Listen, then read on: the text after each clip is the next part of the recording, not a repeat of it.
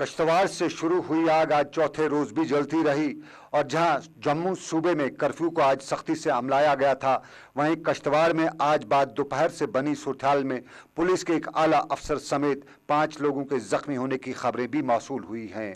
कश्तवाड़ से शुरू हुई आग आज चौथे रोज भी जलती रही और जहां जम्मू सूबे में कर्फ्यू को आज सख्ती से अमलाया भी गया, वहीं कश्तवाड़ में आज बाद दोपहर से बनी सूरत में पुलिस के एक आला अफसर समेत 5 लोगों के जख्मी होने की खबरें भी मौसूल हुई हैं। कश्तवाड़ में पुलिस की कार्रवाई पर आज एक मखसूस फिरके के लोगों ने गिरफ्तारियों की मजम्मत करते हुए आज कर्फ्यू की खिलाफ वर्जी भी की और यहाँ खवातीन की एक बड़ी तादाद ने मुजाहरा करते हुए पुलिस की तरफ से की जा रही गिरफ्तारियों में रोड़े अटकाने की कोशिश भी की। आखिरी खबरें मिलने तक पुलिस ने कश्तवाड़ में 7 अफराद की गिरफ्तारी अमल में लाई थी। इसी दौरान सरकारी तौर पर जम्मू समेत कठुआ, डोडा, उधमपुर, सांबा और राजौरी में कर्फ्यू को सख्ती से अमलाने की कोशिश भी की गई। ताहम जम्मू जिले के कई मुकामात पर मुजाहिरीन ने सड़कों पर निकलकर मुजाहरे और संगबारी की। जम्मू के मुट्ठी और बनतालाब में लोगों ने मुजाहरा करते हुए पुलिस पर पत्थर भी बरसाए, जिससे 3 पुलिस एहलकारों के जख्मी होने की खबरें भी मिली हैं। इधर श्रीनगर में मजमूई हालात तकरीबन पुरअमन ही रहे। ताहम पुलवामा में कल की गोलीबारी में 10 अफराद के जख्मी होने के बाद आज इलाके में हालात कशीदा ही रहे, जबकि शोपियां में भी तनाव देखने को मिल रहा था। इसी दौरान श्रीनगर में मुस्लिम खवातीन मरकज ने एक मुजाहरे के दौरान वीडीसी के तहलील करने की मांग को दोहराते हुए बताया कि वीडीसी कहीं भी जवाबदेह नहीं है और इससे रियासत के भाईचारे को नुकसान पहुंचने का हमेशा से ही खतरा रहा है। उधर जहां जेकेएलएफ सरबराह मोहम्मद यासीन मलिक को पुलिस ने पहले ही किसी मुमकिना मुजाहरे से रोकते हुए गिरफ्तार भी कर रखा था, वहीं उसके कारकुन ने श्रीनगर में मुजाहरा करते हुए वीडीसी मेंबरान समेत तमाम ऐसे लोगों के हथियार सरकार के पास वापस जमा कराने की मांग भी की। उधर नई दिल्ली में मरकजी वजीर गुलाम नबी आजाद ने मीडिया से बात करते हुए रियासत की मजमूई तफसील बताते हुए बताया कि सूरत हाल पूरी तरह काबू में है।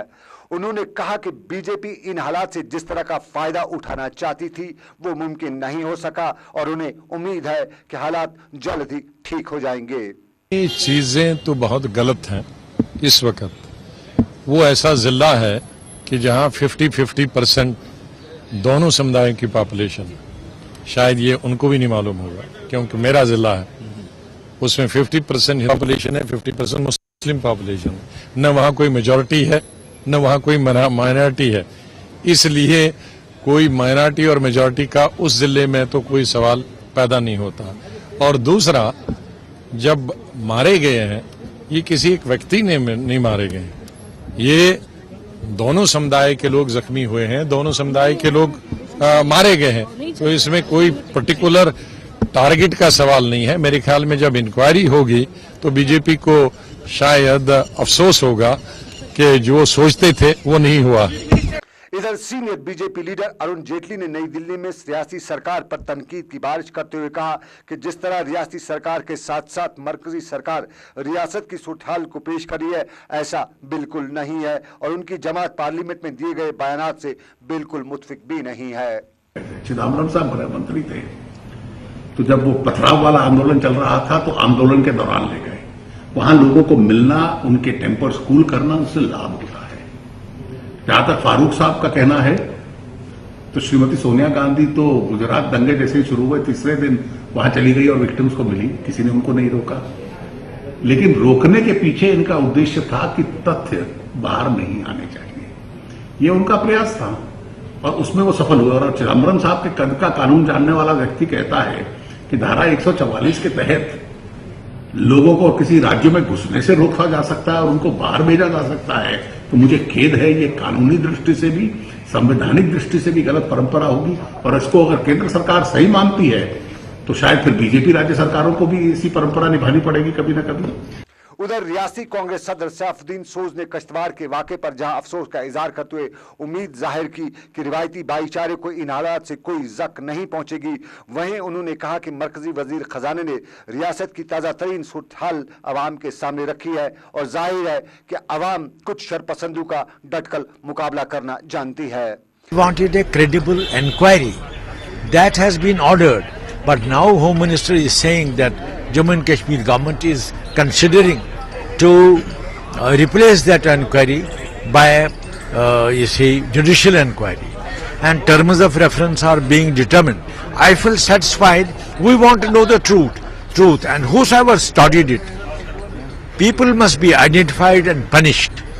And this time, apart from that, all communities, all persons, all political parties must contribute to the situation of peace, tranquility, communal harmony. I stand for that. इधर जहां हुर्रियत लीडर सईद अली शाह गिलानी को आज पुलिस ने मीडिया से बात करने के लिए भी रोक रखा था, वहीं senior communist leader Sitaram Yechury ने कश्तवाड़ की सूरत को इंतखाबात से जोड़ते हुए बताया कि उन्हें ये जानकर अफसोस हो रहा है कि रियासत में ठीक इंतखाबात से पहले इस तरह के वाक़ात पेश आते हैं और सियासी जमातों को इस तरह के वाक़ात को रोकने के लिए काम करना चाहिए। नाम पार्लियामेंट की बहसों में आता नहीं, लेकिन सवाल हमने स्पष्ट रूप से कहा, ये पार्लियामेंट की एक कैटेगरी है कि आप पॉलिटिकल पार्टीज को नेम नहीं करते हो नॉर्मली, लेकिन हमने स्पष्ट रूप से कहा कि भाई हर बार आपके जनरल इलेक्शन से पहले एक साल पहले कुछ ना कुछ वहां पर सांप्रदायिक टेंशन शुरू होता है। पिछले बार ये अमरनाथ यात्रा का था, इस बार ये किश्तवाड़ का है, और इस तरीके के अपनी चुनावी राजनीति के लिए अगर इस तरीके के तनाव आप बढ़ाओगे तो सीधा सीधा देशद्रोही मतलब आतंकवादियों के हाथ में ही हम जो है खेल रहे हैं। सीधा आरोप बीजेपी और बीएचपी जैसे हम दोनों पे लगा रहे हैं। हम कह रहे हैं कि ये सेपरेटिस्ट का मसला हो, जिसके बारे में सरकार ने खुद किया, रक्षा मंत्री ने खुद बयान देकर बताया कि ये इंसिडेंट्स बढ़ रहे हैं, या अगर ये हालत हो या इस तरीके की एक्टिविटी हो, इससे देश की एकता और अखंडता के लिए बहुत बड़ा खतरा है। कश्तवाड़ की सूरत पर जहां रियासती सरकार ने फौज को बुलाने के साथ साथ कर्फ्यू का निफाज भी अमल में लाया है, वहीं आज ऑल पार्टीज मीटिंग मुनक्कद करके सूरत को काबू में लाने की कोशिश भी की गई। वहीं सवाल यही है कि ठीक इंतखाबात के करीब आते ही क्यों हर बार हालात इस तरह के हो जाते हैं। सनम एजाज, 7C, श्रीनगर।